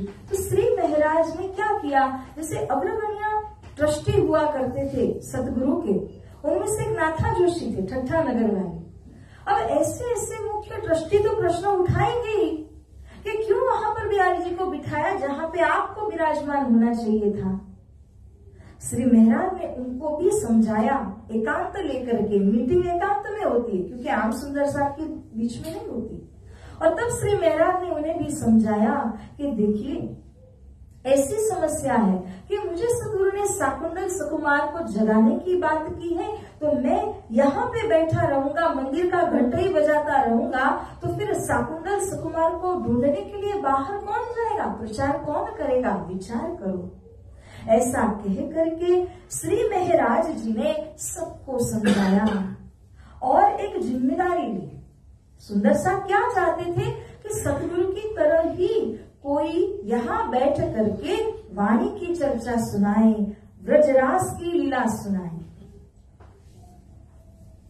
बिहारी जी ने कभी ज्ञान लिया ही नहीं, तो वो क्या सुनाते। इसीलिए सुंदर साहब का दिल था कि महराज विराजमान हो। ये माया है ना, असल है, और उसने ऐसा होने नहीं दिया। फूट पड़ जाती अगर महराज बैठते, कि कोई कोई तो चाहते थे बिहारी जी बैठे, ज्यादा करके सुंदर साथ श्री महराज को चाहते थे, तो अभी से सुंदर साथ में दो विभाजन हो जाते। इसको ही बचाने के लिए श्री महराज ने बिहारी जी को बिठा दिया। अपने सिर की यशकीर्ति की पगड़ी सदगुरु ने दी थी उनको, लेकिन श्री महराज ने परोपकार्य करते हुए वो पगड़ी सीधी बिहारी जी के सिर के ऊपर में लगा दी और उनको गादीपति बनाया गया। लेकिन उसी के साथ सुंदर साथ सभी को श्री महाराज ने एक आश्वासन दिया और कहा कि हे सुंदर साथ जी, भले ही बिहारी जी गादी के ऊपर में बैठे हैं, आपको आत्मचर्चा से तृप्त करने की जिम्मेदारी मेरी है। आप चिंता मत करिए, मैं आपको सारी की सारी सतगुरु की जैसी चर्चा तारतम की वाणी सुनाऊंगा और आपकी आत्मा को मैं तृप्त करूंगा। ये उनको वचन दिया तो सुंदर साथ मान गए। अब लालदास जी कहते हैं, ज्यादा किया दीन को एहिया ने इस ठाम, साथ की सूरत फेर के लगाई लई निज धाम, बोलिए श्री प्राणनाथ प्यारे की। सुंदर साथ जी, हम सभी यही है ना? All present? बोलो श्री सद्गुरु महाराज की जय। ज्यादा किया दीन को, दीन यानी धर्म। अब धर्म की वृद्धि करने के लिए श्री महाराज ने बहुत ज्यादा अपने ऊपर जिम्मेदारी लेकर के काम किया। सदगुरु ने दी है जिम्मेदारी, तो वो जिम्मेदारी को लेकर के अब श्री महाराज कमर बांध करके तैयार हो गए कि मेरे ही द्वारा सतगुरु को ये सारा जागरण कार्य कराना है। तो इनको एहिया पैगंबर की जिम्मेदारी दी गई है, टाइटल दिया गया है। ये किसने दिया? लालदास जी जो यहाँ कह रहे हैं वो सारी बात कुरान की है। एहिया नाम के एक मैसेंजर आए, द मैसेंजर ऑफ गॉड, उनका नाम था एहिया। और एहिया ने आकर के किया ऐसा कि जितने समाज के लोग थे उनको जोड़ने का कार्य किया। जोड़ना बड़ा मुश्किल होता है, तोड़ना बहुत आसान होता है। एक एक जन को आप जोड़ने की कोशिश कीजिए, उनका दिल जीतने की, तब पता चलेगा कि वो बड़ी मुश्किलों से जुड़ते हैं, लेकिन तोड़ना हो ना तो क्षण भर भी नहीं लगेगा। कुछ ऐसा कह दो वो अपने आप ही चले जाएं। तो तोड़ना सरल है मगर जोड़ना मुश्किल, और जोड़ने के लिए श्री महाराज बहुत ज्यादा परिश्रम करने लगे, जिसमें कि सभी सुंदर साथ की जो सूरता है, हम सभी में सूरता है, वो सूरता सुंदर साथ जी ध्यान से सुनिएगा कि आपके अंदर की जो मनरूपी सूरता है, अगर वो संसार में भटकती रही अलग अलग जगह में तो आपका उद्धार नहीं होगा।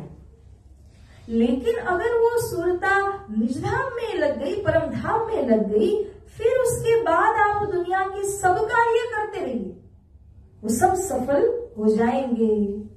तो इसीलिए हमें क्या चाहिए कि हमारी वो मनरूपी सूरता परम धाम में लगे, और फिर संसार के अंदर जितनी ट्रांजैक्शंस हमें करनी है वो भले ही हम अच्छी तरह से करते रहें, लेकिन वास्तव में हमारी मनरूपी सूरता धाम में एकाग्र होनी ही चाहिए। श्री महाराज अपनी चर्चा के माध्यम से सबकी सूरता को धाम में लगाते हैं। आगे सबकी श्री महाराज बैठे चर्चा सुनने को, सबो खंडनी कर समझा वही इन साथ के मोह। श्री महाराज को देखिए एक आदर्श सुंदर साथ की भूमिका निभाते हुए सबसे आगे लाइन में आके बैठ गए कि सुंदर साथ ये न कहे कि महाराज ने उनको गादी पे बिठाया और खुद भी नहीं आते, खुद चर्चा सुनते ही नहीं। महाराज पहले नंबर में आके बैठ जाते हैं, चर्चा सुनते हैं और इस प्रकार से सभी साथ को चर्चा की चर्चा भी सुनाते हैं। चर्चा की चर्चा करे एकांत कठोर, धाम धनी साथ बिना न देखावे और। बोली श्री प्राणनाथ प्यारे की, श्री सद्गुरु श्री महाराज चर्चा की चर्चा सुनाते हैं, क्योंकि बिहारी जी का नॉलेज बहुत लिमिटेड है, वो सीखे नहीं, जितना थोड़ा बहुत सुना होगा ना कुछ कुछ वही सब है। तब यहाँ पर बिहारी जी कहते हैं, श्री राज श्री ठाकुरानी जी प्रथम भोग में विराजमान भय।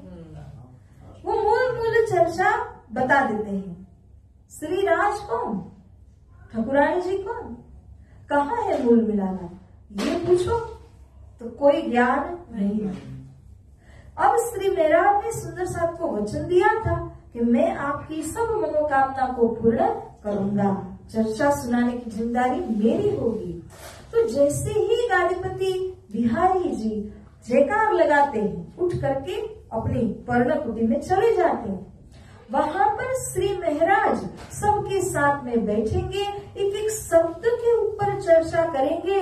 श्री राज किनको कहा, ठाकुरानी जी किनको कहा, वो कहाँ के प्रथम मोम में विराजमान है, वो मूल मिलावा की बैठक कहाँ बैठी हुई है, इस सारी बातों को अच्छी तरह सुंदर साथ को समझाते थे। ये है उनके चर्चा की चर्चा। साथ जी महाराज जी का मकसद क्या है, वो किसी भी चर्चा के अंदर कोई मजाक की बात, कोई फिजूल की बात, कोई शास्त्र के आड़े टेढ़े दृष्टांत देकर के सुंदर साथ को हंसाना, वो उनको नहीं पता। उन्हें तो सुंदर साथ के दिल को रुलाना है। चर्चा कथा तो तेने कही जे आप रोवे अने रोवरावे, दिन दिन त्रास વધતો જાય તે બંધ હૃદયના ઉઘાડે। चर्चा कथा उसका नाम है कि वो स्वयं कथाकार होकर के पहले रोए और आपको भी रुलाए। रोने रुलाने का मतलब क्या है, हम यहाँ पर कोई मस्करी एंटरटेनमेंट के लिए नहीं आ रहे, आत्मज्ञान से अपने दिल के विकार को हटाने के लिए रोना है। कहाँ फंसे हैं इस बात को समझ के रोना है। तो यहाँ पर जो भी आते हैं उनके दिल के बंधन को श्री महाराज खोल देते हैं। देखो चर्चा में कितनी ताकत है सुंदर साथ जी, आप लोगों ने भी अनुभव किया होगा कि चर्चा के एक एक वर्ड्स जो है ना, वो बाण की तरह चुभते हैं। ये ब्रह्म बाण है, पहले रामबाण था और वो रामबाण कैसा था, अचूक था। ये ब्रह्म बाण तो और अचूक है, वो किसी के दिल को छोड़ेगा नहीं। छाती वज्र की कर लो, ऐसी कठोर करो, जैसे बुलेट प्रूफ होता है ना, वैसे वाणी प्रूफ बना लो, तो ये वाणी असर नहीं कर पाएगी, क्योंकि आपने दिल में उसको प्रवेश होने नहीं दिया। लेकिन अगर आपने धैर्य से इसे सुना तो ये जाके जरूर आपके दिल के अंदर चोट पहुंचाएगी, पहुंचाएगी और पहुंचाएगी, इसमें कोई संदेह की बात नहीं है। श्री महाराज का ये उद्देश्य कि मेरे सुंदर साथ को मैं धाम के लिए विरह की अनुभूति कराऊं, ताकि संसार के बंधन छूटे, संसार का वो भवबंधन पार हो जाए और मेरे सुंदर साथ को धाम धनी और अपने इस जो सुंदर साथ समूह के सिवाय, स्पिरिचुअल ग्रुप के सिवाय और कोई बात सत्यता न लगे। हाँ, बाकी सब है, यहाँ का शरीर, यहाँ का संसार, यहाँ के घर परिवार सभी है, इसमें कोई ना नहीं है। लेकिन आपकी सोच में परिवर्तन होगा कि यहाँ के जो हमारे साथ में जुड़े हैं वो तो अभी जुड़े हैं, इस जन्म में जुड़े हैं। हालांकि जो हमारे साथ परम धाम में थे, जो यहाँ आए हैं, वही यहाँ से परम धाम में मिलने वाले हैं। तो ये संबंध जो सुंदर साथ से है ना, वो पहले भी था, अभी भी है और हमेशा रहेगा। और घर वालों से जो अभी संबंध जुड़ा है वो अभी इस जन्म के अंदर जुड़ा है। वो संबंध के विषय की जानकारी जब आपको होगी तो समझ में आएगा कि त्रिकाल कौन सा संबंध है और वर्तमान कौन सा संबंध है। यही बात श्री महाराज सबको बताते हैं। इन भांत बंदगी के लगे करने विचार, गोविंद भेड़े के काम में वहां ही खबरदार। अब इस तरह श्री महाराज रोज आते हैं, जाते हैं, सब कुछ कर रहे हैं। अब दिल में आने लगा कि मेरे सतगुरु ने क्या आज्ञा दी, मेला करो। मेला करने की आज्ञा दी ना, तो मेला करने के लिए धन भी तो होना चाहिए। बिना धन के मेला नहीं होगा, बिना सहयोग के मेला नहीं होगा। तो सहयोग और धन प्राप्ति दोनों के लिए श्री महाराज अब सोचने लगे कि मैं मंत्री पद का निवेदन चढ़ाऊं।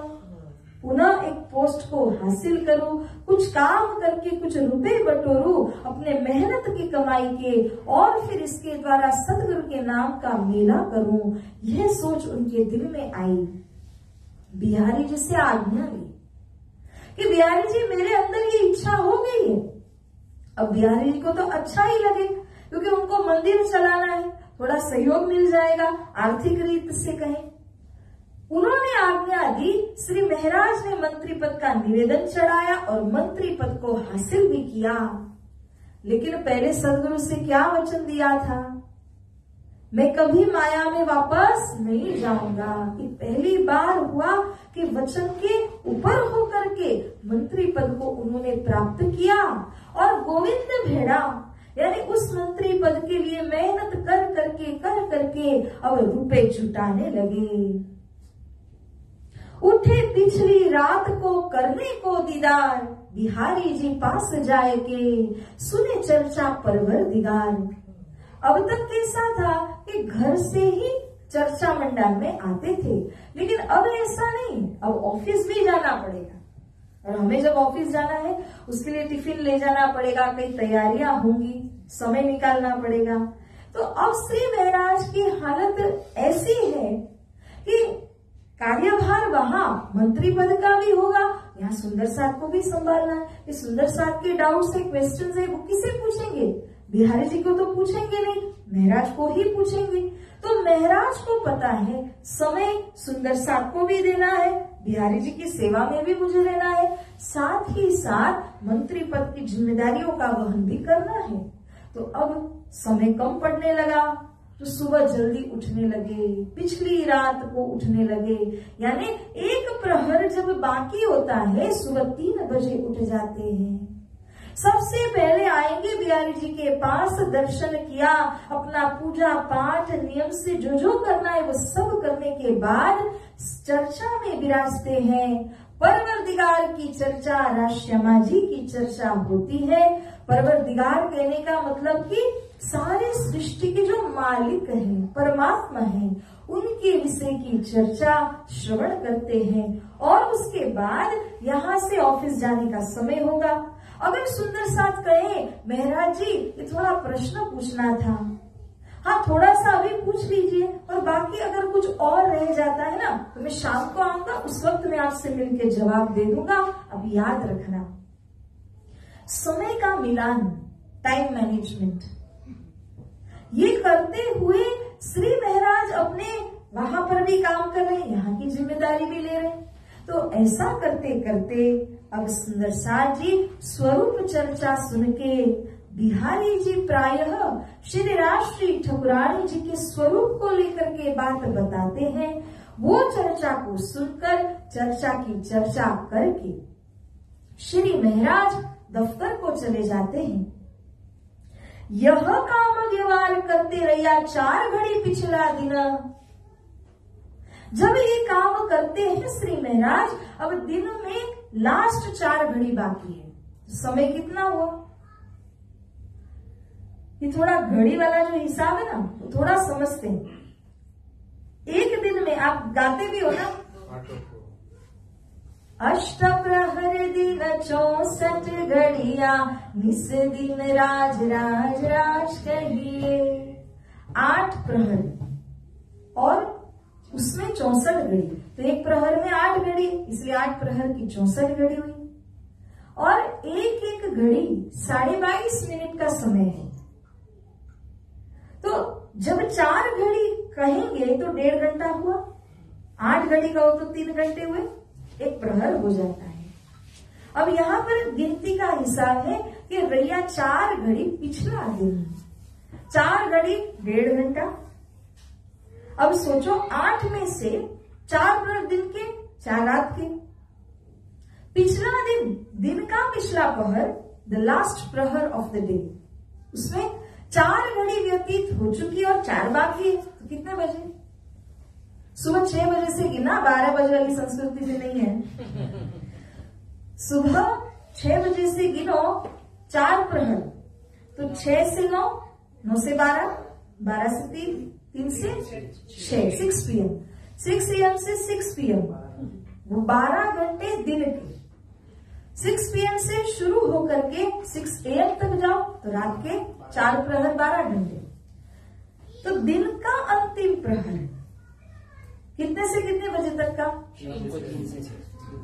3 से 6। उस 3 से 6 बजे के समय में 4 व्यतीत हो गई घड़ी, तो 4 बाकी है। कितने बजे? 4:30। बस 4:30। 4:30 बजे क्या लीला हुई थी? खेल में आए। श्री परमधाम से इस संसार में आना हुआ 4:30 बजे। तो वो 4:30 बजे का जो समय ना वो स्पेशल है। हम कभी भी चित्रवनी करें 4:30 बजे करना, उसका एक इम्पैक्ट होता है, क्योंकि ऑटोमेटिक उस समय में दिल में तरंगे बनती कि हम 4:30 बजे आए खेल के अंदर, और 4:30 बजे एक ही पल में हमें वापस भी जाना है। सुबह के 4:30 पकड़ो, दोपहर के 4:30 पकड़ो, वो एक स्पेशल टाइम है, अपने आप दिमाग में घंटियां बजती। और दूसरा कि ये 4:30 बजे के समय में नमाज भी पढ़ी जाती है, क्योंकि उनके संस्कृति के अंदर भी मोहम्मद ने भी कहा 4:30 का इम्पोर्टेंस है। वो भी नमाज कर, वो भी मेडिटेशन उसी समय में करते।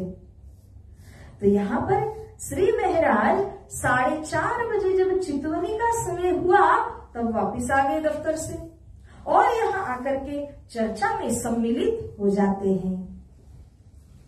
यही भांत चित्त विचार करते, अब ऐसे ऐसे दिन कट रहे हैं।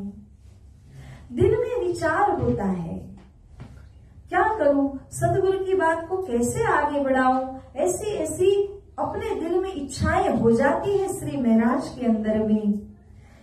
बेर दूजी युद्ध किन्नो, माया को देखो कहां से आके तराप मारती है, कहां से आकर के वो युद्ध करती है।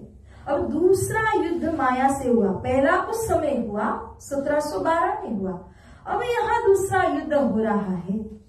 लेकिन सोच अंतर ना पयो, महाराज की ये विशेष बात है, वो स्वरूप में है, वो कोई इंसानी ताकत नहीं है, वो परब्रह्म की शक्ति है। श्री महाराज जब इस समस्या का सामना करते हैं, जो अब वर्णन होगा, उस समय उनके सोच में कोई अंतर नहीं आया, कोई तफावत नहीं आई कि मुझे क्या करना चाहिए। प्रसंग थोड़ा सुनने के लिए कठोर लगता है, कोई ऐसा कर ही नहीं पाएंगे जो श्री महाराज ने किया है। गव्युति भर एक रहे साथी, कुछ मील दूर सदगुरु ने जगाए हुए एक सुंदर साथ रहा करते थे, और घर में कमाने वाले वो एक ही है, खाने वाले 4-5 जने और हैं। तो ऐसे में उन्हें बहुत मुश्किल होने लगी कि मैं 2 बार चर्चा को जाऊं, क्योंकि 8 मील चल के आना तो 8 मील चल के जाना, 2 बार आना जाना कितना समय लगेगा, 3-3 घंटे चर्चा में बैठना कितना समय गया, तो कमाएंगे क्या, खाएंगे क्या, किस प्रकार गुजरान होगा। इसीलिए उन्होंने सोचा कि मेरे सदगुरु के चरणों में प्रार्थना करता हूं कि मुझे एक बार की चर्चा में आप क्षमा दे दीजिए। सदगुरु समझ जाएंगे, बिहारी जी। वो भाई ने जाकर के विनती की और बिहारी जी नाराज हुए। जब वो नाराज होते हैं, क्योंकि बिहारी जी का जो एटीट्यूड है, जो दिल है, वो सदगुरु जैसा कोमल नहीं है अपने सुंदर साथ के प्रति। सदगुरु को तो ममत्व ही कितना था, प्रेम ही कितना था कि कैसे जोड़ू, एक एक मेरे मोती है, सुंदर साथ अनमोल मोती है, तो उनको जोड़ने के लिए सदगुरु ने स्वयं ने कितने कष्ट किए हैं अपने जीवन के अंदर। लेकिन बिहारी जी में वो भावना नहीं है, उनके लिए तो बस आने वाले को ऐसा करना है, आने वाले को वो करना है, वो सारी उनकी अपेक्षाएं हैं। लेकिन वो दिल उनका नहीं कि मैं सुंदर साथ को जोड़ के रखूं, बना करके रखूं। तो ऐसे में जब बिहारी जी से उन्होंने निवेदन किया, बिहारी जी कहते हैं एक नहीं भाई, 2 बार की चर्चा से मैं आपको छुट्टी देता हूं, बैठे रहना घर के अंदर, मत आना यहाँ। तुम्हें मैं तिलक और प्रसाद से भी निकाल बाहर करता हूँ। ऐसी बात जब कही, और उस समय के जो साथ हैं, भक्त हैं, उन्होंने ऐसी श्रद्धा है कि वो सोचते हैं बिहारी जी ने कहा कि तुम धाम धर्म से गेट आउट, बाहर हो, तो मेरा उद्धार कोई नहीं कर सकता। मेरे सतगुरु ने मुझे कह दिया तुम धाम से बाहर हो। वहीं पे बैठे रहे, बहुत क्षमा मांगी, बहुत आजीजी भी की बिहारी जी से, लेकिन बिहारी जी मानते नहीं। तो वहीं पे अनशन करके बैठे रहे कि या तो मुझे बिहारी जी क्षमा कर दे, न करे तो मेरे प्राण यहीं पर उड़ जाएं, लेकिन मैं घर वापस नहीं जाऊंगा, नहीं मैं अनाज का एक कौल धारण करूंगा। श्री महाराज कुछ काम विशेष बाहर गए थे तो उनकी भी दृष्टि नहीं पड़ी, लेकिन महाराज की धर्म पत्नी फूलबाई की दृष्टि पड़ी। उन्हें दया आ गई, अरे बेचारे 9 दिन से यहाँ पर बैठ करके उपवास कर रहे हैं, सुंदर साथ आते जाते पता है देखते हैं, मगर कोई कुछ कर नहीं पा रहा। सब बिहारी से डरते भी हैं, उनकी आज्ञा के ऊपर होकर के कोई कुछ नहीं कर सकता था। तब सुंदर साथ ने भी ध्यान नहीं दिया।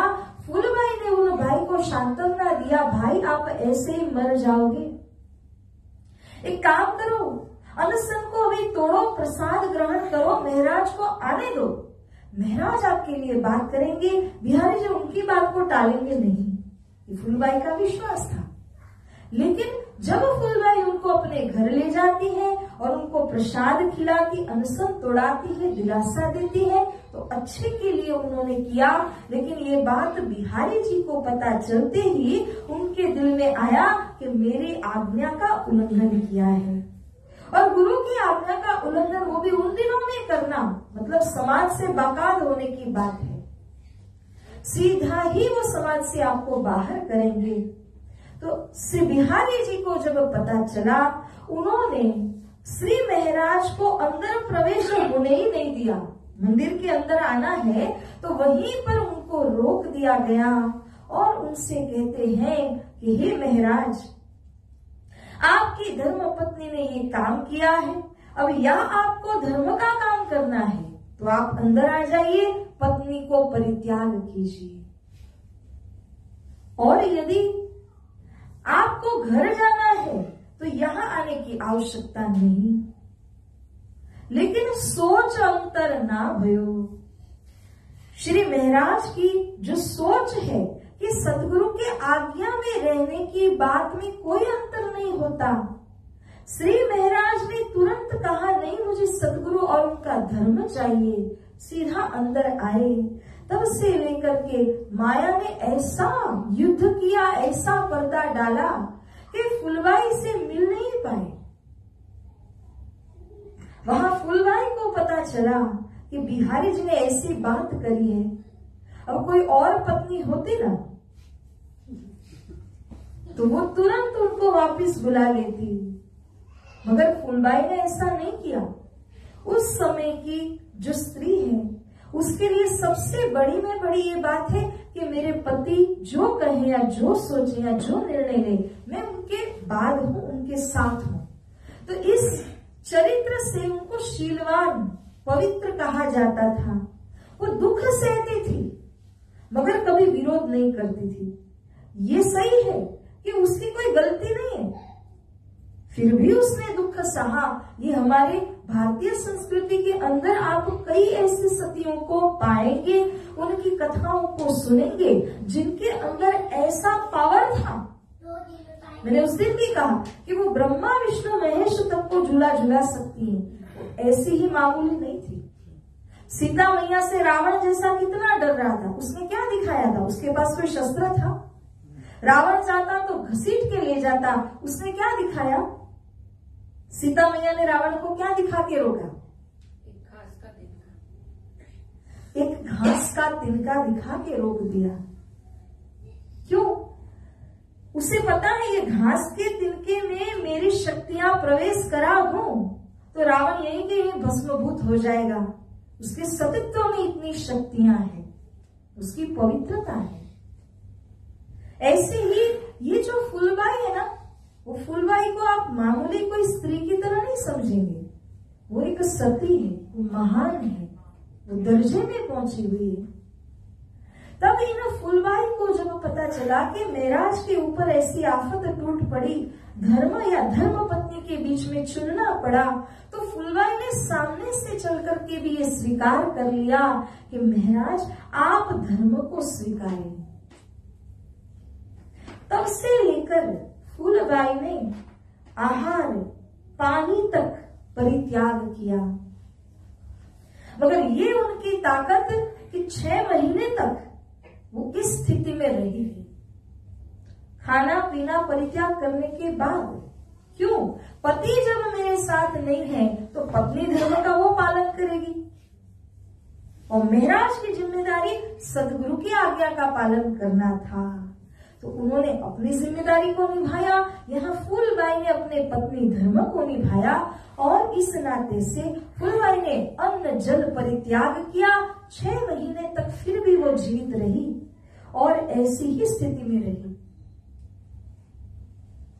जब लगा कि अब मेरा निर्वाह नहीं होगा, तो सती प्रथा चलती थी, अग्नि कुंड में प्रवेश कर देती थी। उस समय की नारी, उस समय की रानियां भी ऐसी होती थी, स्त्री भी ऐसी होती थी कि अपने पति के लिए वो जान भी कुर्बान करती थी। ऐसे में फूलबाई ने वहां पर निर्णय लिया कि मैं अग्नि के अंदर अपने आप को समर्पित कर दूंगी। और फूलबाई उस समय श्री महराज को एक पत्र लिखती है। वो अंतिम पत्र जिसमें फूलबाई ने लिखा, हे महराज, आप अपने धर्म में खड़े हैं, मैं मेरे धर्म में खड़ी हूँ। आप अपने कर्तव्य का पालन कीजिए और मैं अपने कर्तव्य का पालन करूंगी। पीसा जाता जब इक्षु दंड, जलती रस की धारा, मेहंदी जब सहती है प्रहार, बनती ललनाओं का सिंगार। जब फूल पिरोए जाते हैं हम उनको गले लगाते हैं।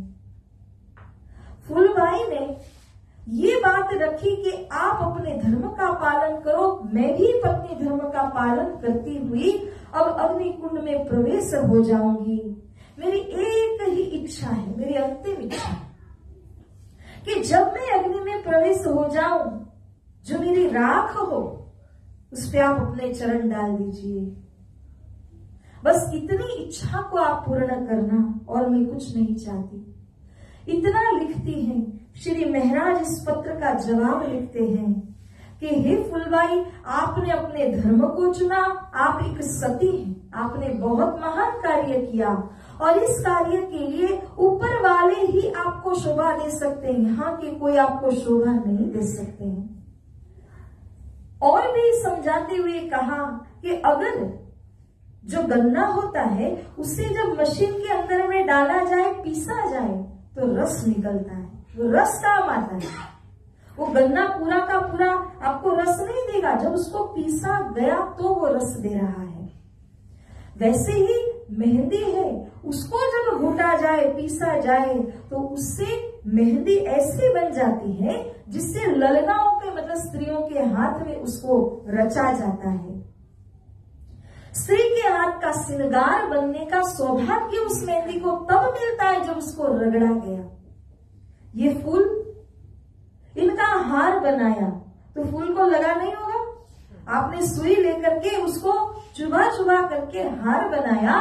उन फूलों को इतने कोमल है, कितना चुभा होगा, लेकिन उसके बाद ही वो यहाँ अर्पण हुए हैं। तो कहने का तात्पर्य क्या था इन सब में, कि कोई भी चीज में जब आपकी कसौटी ली जाती है ना, तो आपका स्वरूप बदल जाता है, फॉर्म बदलता है, और वो स्वरूप जब बदल गया तो उस बदले हुए स्वरूप से ही आप ऐसे ऐसे कार्य कर पाओगे कि आपको शोभा मिलेगी। बोलिए श्री प्राणनाथ की, श्री सतगुरु महाराज की। तो इस तरह का अंतिम पत्र व्यवहार, फूलबाई का अग्नि में समा जाना, श्री महराज बिहारी जी से आज्ञा लेते हैं कि मेरे लिए ऐसे ऐसे पत्र इन्होंने भेजे, और एक उनकी इच्छा थी।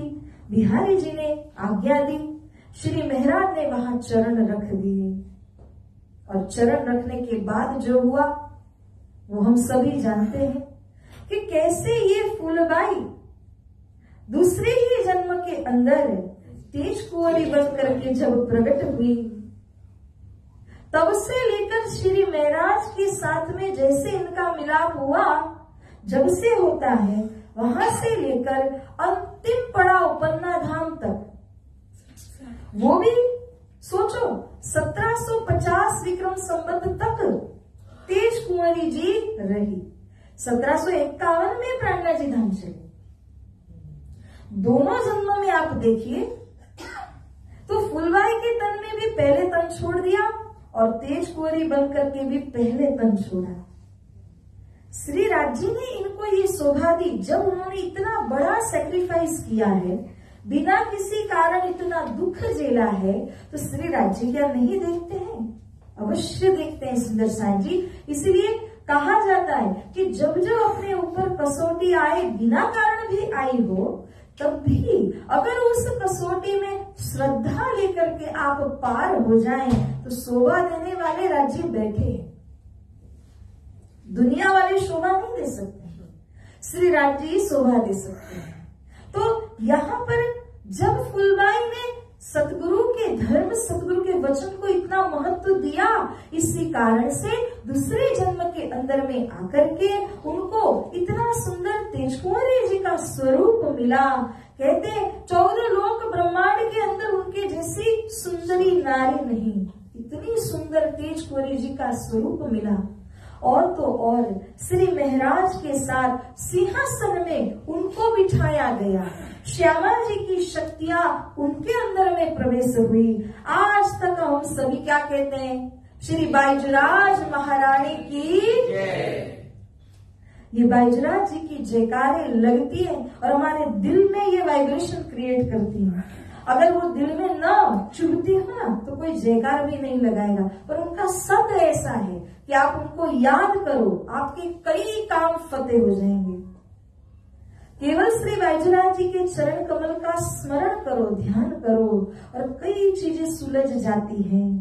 साथ जी, इसीलिए आप देखो, पन्ना धाम में देखो, मंगलपुरी धाम में देखो, जहाँ जहाँ बाईजराज महारानी जी का स्थान बना हुआ है, वहां आप जाके नमन करोगे, माथा टेकोगे, तो वहां आपको उनकी शक्तियों का साक्षात्कार होगा। और जीवन के कई विघ्न बाधाएं वो अपने चरणों में ले लेती, उनका हरण कर ही लेती हैं। तो ये सारी बातें देखो, सतगुरु चरण को क्षेत्र है। बाईजराज जी के चरण की हमने बात की, ये कौन है? तो श्यामा जी है। और श्यामा जी के अंदर वो गुण ही है कि वो अपने सुंदर साथ को, अपने परिवार को बांध के रखती है। माँ का रोल क्या है? वो अपने पति को, बच्चों को, बेटे बेटियों को, सारे परिवार के जनों को अपना बना करके, जैसे वो धागा है, हम सब मोती है, हमें पिरो के रखने का काम वो माँ करती है। इसी प्रकार श्री बाईजराज वो हमारी माँ है, और उन्होंने जिस तरह यहाँ सुंदर साप के लिए अपने पहले जन्म का परित्याग किया, और उसी के कारण उनको शोभा मिली, तो श्यामा जी की जगह उनको पूजा जा रहा है। आज तो आज, पन्ना में तो पन्ना में, वहां से लेकर के पूजना शुरू तो हुआ, लेकिन ये कब तक चलेगा? 8 भिस्त जो दी गई है ना, उसमें भी बाईजराज हैं। वो 8 अखंड भिस्त के अंदर है, जहां जीव अखंड होने वाले हैं, उन सभी 8 वरिष्ठ के अंदर श्री प्राणा जी के साथ युगल जोड़ी के स्वरूप में बाईजराज जी को शोभा मिली है। इसका मतलब क्या?